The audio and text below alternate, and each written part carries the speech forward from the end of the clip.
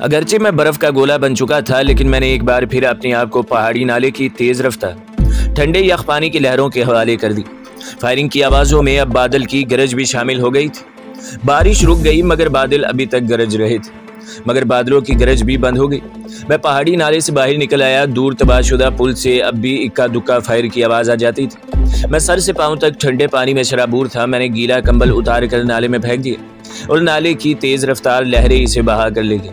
मेरा जिस्म ठंड से सुन्न हो रहा था। मैंने वर्जिश शुरू कर दी और जब मेरे जिस्म की खोई हुई हरारत किसी हद तक बहाल हो गई तो मैंने कुर्ता उतार कर निचोड़ा और इसे दोबारा पहन ली।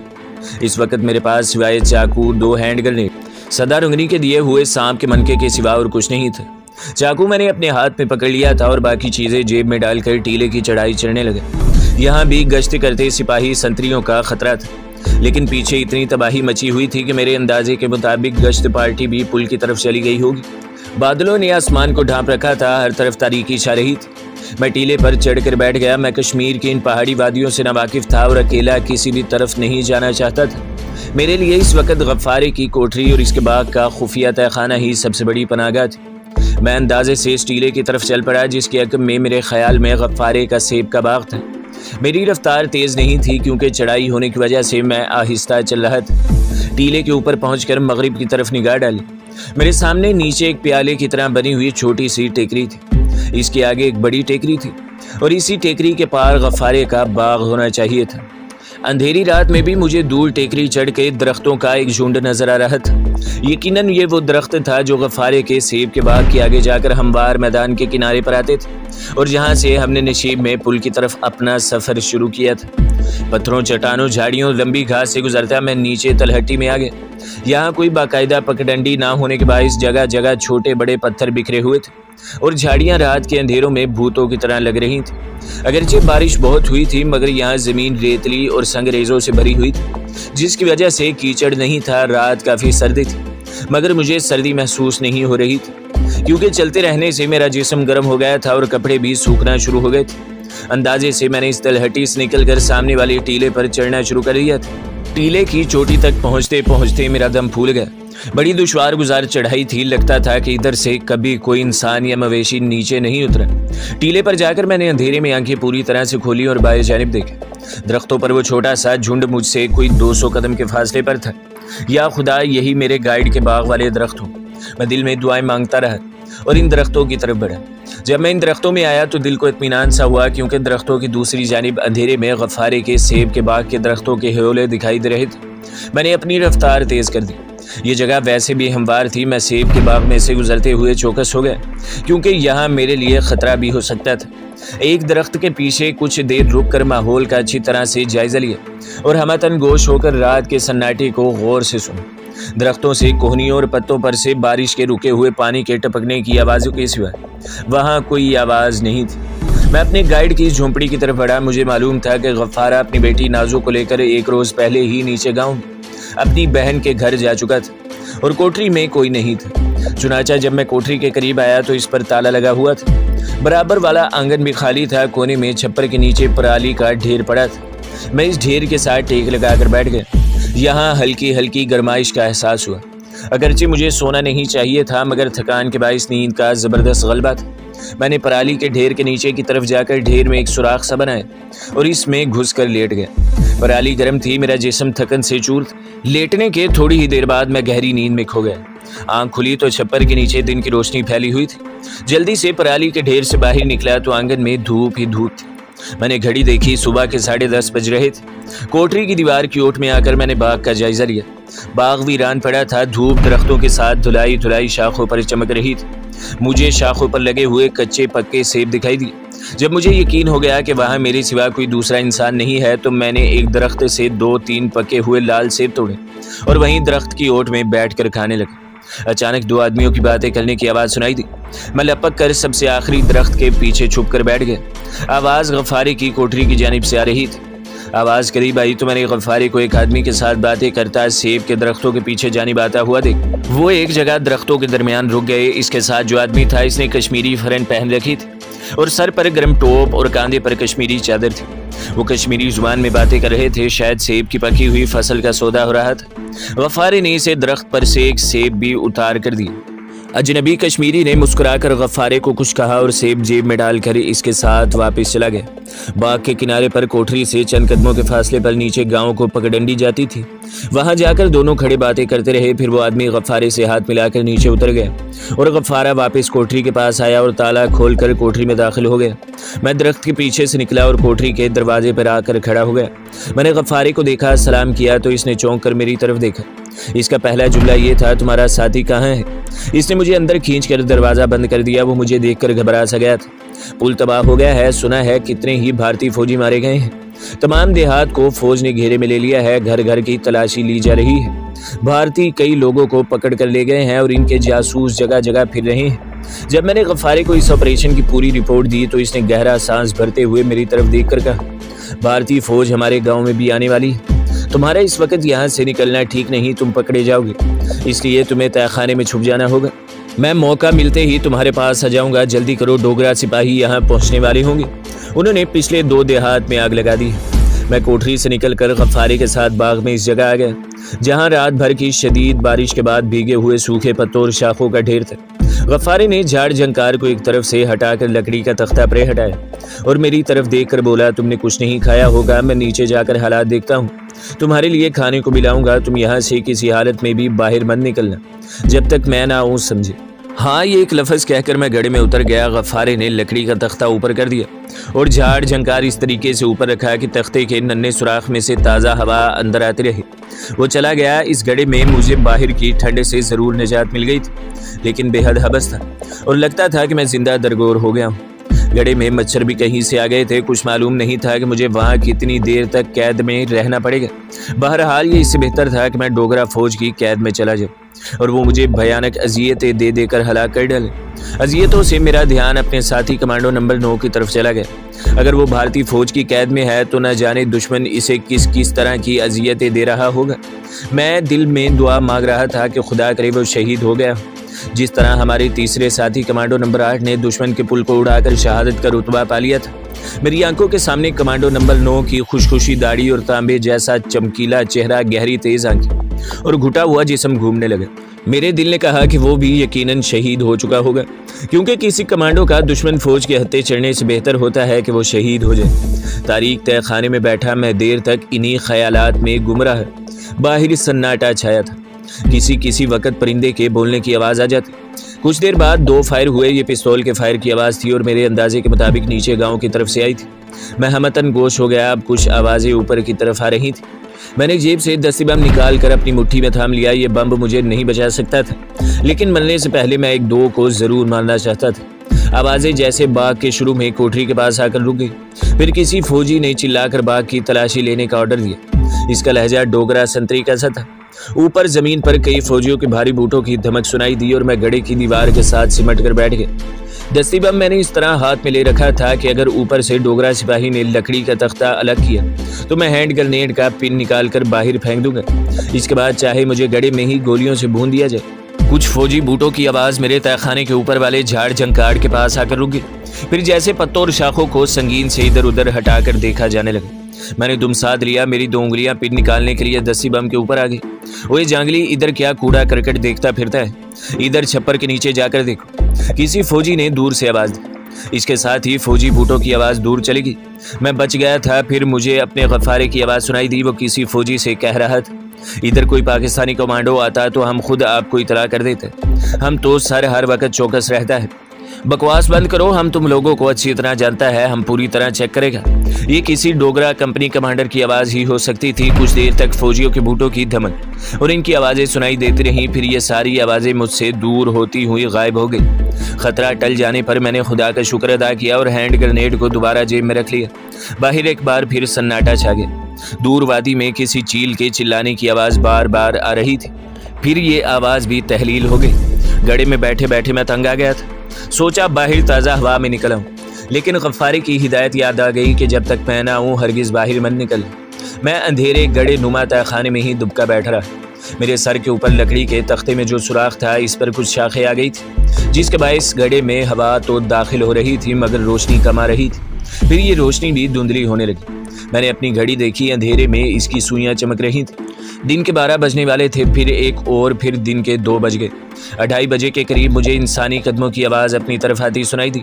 मैं एक बार फिर होशियार होकर बैठ गया। ये आवाज़ फौजी बूटों की नहीं थी, लेकिन गफ्फारी की बजाय ये कोई भारतीय मुखबर भी हो सकता था जो मेरा सुराग लगाने वहाँ आया था। मैंने चाकू निकाल लिया और कदमों की आवाज़ मेरे तहखाने के पास आकर रुक गई।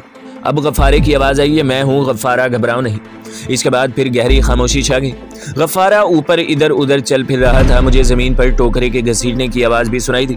फिर ऐसी आवाज़ें आईं जैसे कोई सेब के दरख्तों की झाड़ियों को खींच रहा हो। मैं गफ्फारे को आवाज़ देने ही लगा था कि ऊपर कोई झाड़ झंकार हटाने लगा, फिर तख्ता उठ गया। इसके साथ ही गड़े में दिन की रोशनी और ताज़ा हवा का झोंका आया। मुझे ऊपर गफ्फारे का सर नजर आया। इसने सर पर गर्म मफरल लपेट रखा था। इसने आहिस्ता से कहा कि मामला बड़ा गड़बड़ है, मैं तुम्हें अभी बाहर नहीं निकाल सकता। इसने ऊपर से एक पोटली फेंकी, इसमें रोटी है और ये तुम्हारी पानी की बोतल है। जब तक मैं ना हूँ हरगिज़ हरगिज़ बाहर मत निकल। इसने तख्ता एक बार फिर बंद कर दिया था। गड़े में अंधेरा छा गया। मैं अब गफ्फारा के रहमो करम पर था। अपने तौर पर कुछ नहीं कर सकता था, इसका हर हुक्म मानने पर मजबूर था, क्योंकि मेरी भलाई भी इसी में थी।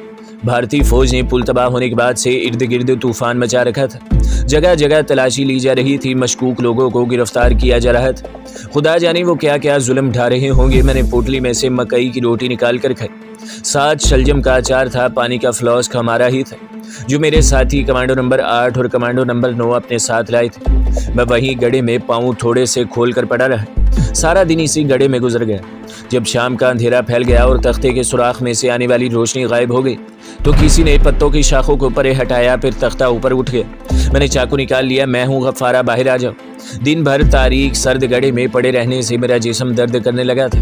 मैं जल्दी से बाहर ताज़ा हवा में निकल आया। मेरा ख्याल था कि बाहर शाम होगी, मगर बाहर आकर देखा तो रात का अंधेरा छाया था। ताज़ा हवा में सांस लेने से मेरी जान में जान आई। गफ्फारा तेज़ तेज़ कदमों से चलता बाग के अंधेरे में से गुजरता हुआ कोठरी में घुस गया। मैं इसके पीछे पीछे था। मेरे अंदर दाखिल होते ही इसने कोठरी का दरवाज़ा बंद कर दिया। जेब से एक मोमबत्ती निकाल कर जलाई और इसे ज़मीन पर एक जगह लगाते हुए बोला, हालात बड़े ख़राब हो रहे हैं। पुल के दोनों हिस्से मुकम्मल तौर पर तबाह हो गए। भारतीय फ़ौज की 2 मज़ीद बटालियन जम्मू से आ गई। वो हमारे गाँव के 10 आदमियों को शुबे में पकड़ कर ले गए। ये बहुत बुरा हुआ, मैंने कहा। गफ्फारे ने सर पर से मफरल उतार कर सर पर हाथ फेरा और इसे दोबारा बांधते हुए कहा, यह होता ही रहता है। तुम लोगों की तलाशी में भारतीय संतरी यहाँ भी आए थे।